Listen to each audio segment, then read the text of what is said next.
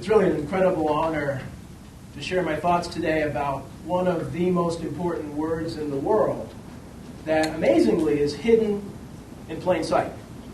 Influence is a word used by millions of people in conversations around the world who have not taken time to understand the meaning and potential of that powerful concept. My passion for studying influence came 25 years ago when I was in South Africa during apartheid.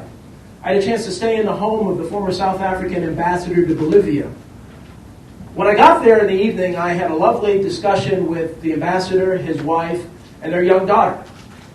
The next morning at the breakfast table, as I was preparing to go to a professional event, the daughter surprised us all and turned to her parents and said, "You know, Dad, Black Americans aren't any different than white South Africans."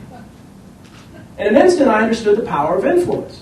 For decades, young white South Africans were influenced to believe that blacks were inferior.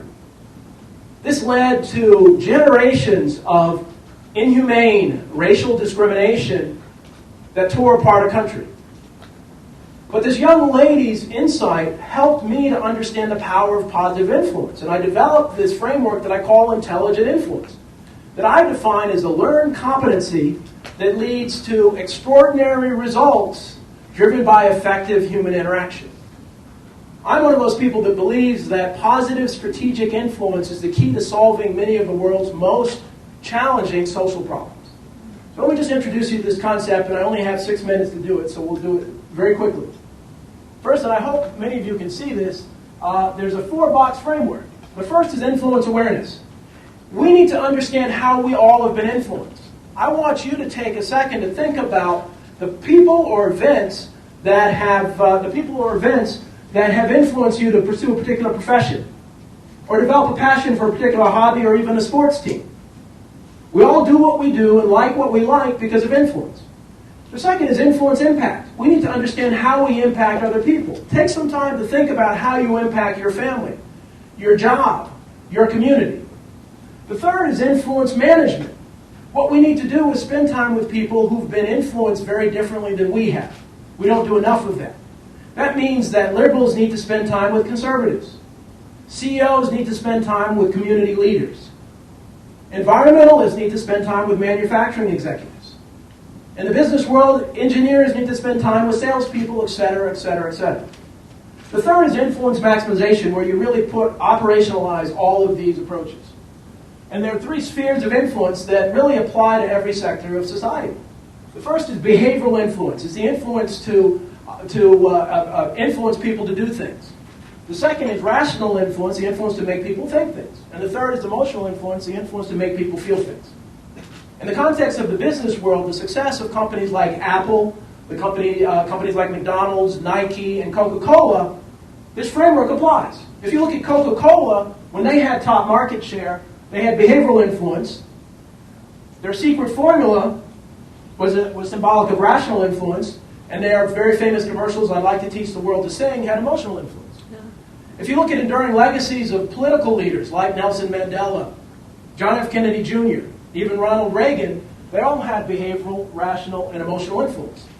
But the amazing thing about this is that it applies more effectively to problems related to education, environment, employment, and health. One of the examples, that a personal story of seeing how negative influence can be so tragic. I'm president, as you heard, of a special needs school district. Several months ago, one of our young people was killed on the steps of the library. This young man was influenced by his mother and his teachers to go to the library every evening to learn how to read. Unfortunately, he was influenced by his friends to brag about being in a gang, which he actually wasn't in. The gang killed him because they got tired of him bragging about that. We're spending so much money focused on 8 to 3 influence in the school district while we're ignoring that 3 to 10 influence. We will never close the achievement gap or really change the success in our schools until we focus equally on both of those time periods. The same approach applies if we're looking at other problems. So if you take influence awareness and you look at issues related to folks who think it's okay to pollute, it's important to understand the influences that convince people that there are no long-term systemic effects of pollution. You don't have to agree, but you have to understand their perspective. Too often we impose our influence on other people. The second is influence impact. What we need to do is understand how young people who've dropped out of school impact kids that are still in school. We need to understand, we need to wear the moccasins to someone else.